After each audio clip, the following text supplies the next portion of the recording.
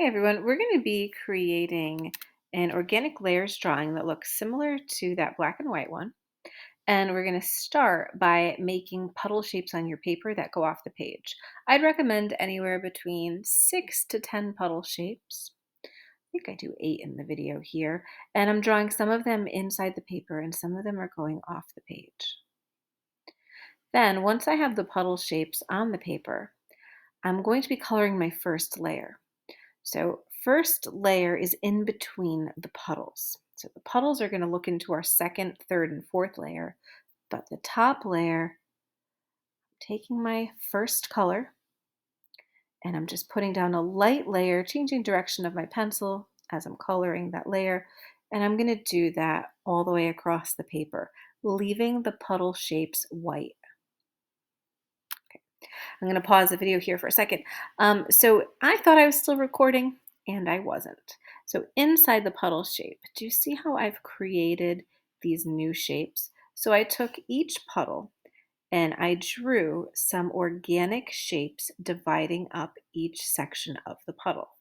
And that is layer number 2. So I'm looking down into layer number 2 and I've got these sections here.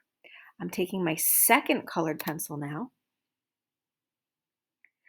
and I'm shading darker where layer number 1 is overlapping layer number 2. So in each one of those puddles where I drew new lines, I was creating a new shape, and layer number 1, we're giving the illusion that it's covering and casting a shadow onto layer number 2. So my layer number 2 is going to be a light color, a light value of the new color that I've selected. That pencil's getting a little dull. When that happens, make sure you're sharpening your pencils and not using pencils that are too blunt. That looks much better now that I have a sharp pencil. And I'm deciding, okay, I think I'll color in that shape because I made 3 shapes in that puddle when I added those new lines. So that's the section I'm going to color. And I've got the shadow where it's close to layer number 1. I'm going to do that for the whole thing. Now I'm going to repeat the step. So looking in the puddle past layer number 2, I'm now adding layer number 3, and layer number 3 is going to be purple. So over each section, I'm stopping when I hit layer number 1 and layer number 2 because the purple third layer is underneath those. So I'm giving the illusion that there's a whole nother layer of these shapes underneath the light red and the magenta.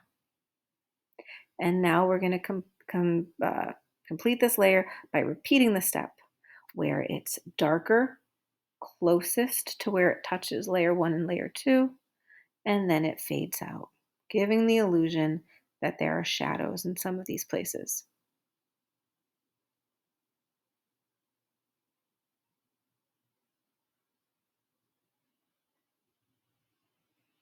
I'm still changing direction of the pencil, and I'm changing the pressure. There you go. Now, that's the magenta color that I had used earlier on layer number 2. I added that on top of my purple because I wanted to give the color a little more depth. So now we are on the fourth layer and I'm repeating those shapes.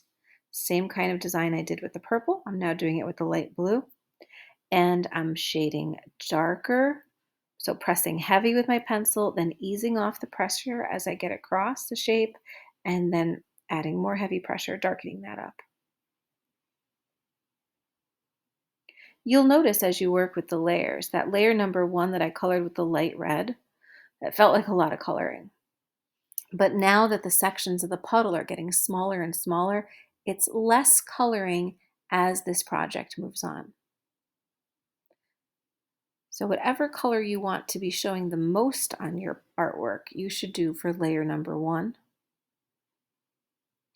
And then layer number 2 has the second amount of color and so on.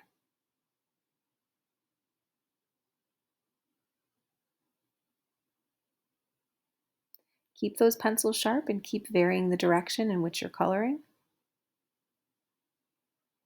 And now my last step, super easy. I choose my darkest color out of the 4 colors that I selected, and I'm going to be filling in the background, whatever is left behind all of my shapes.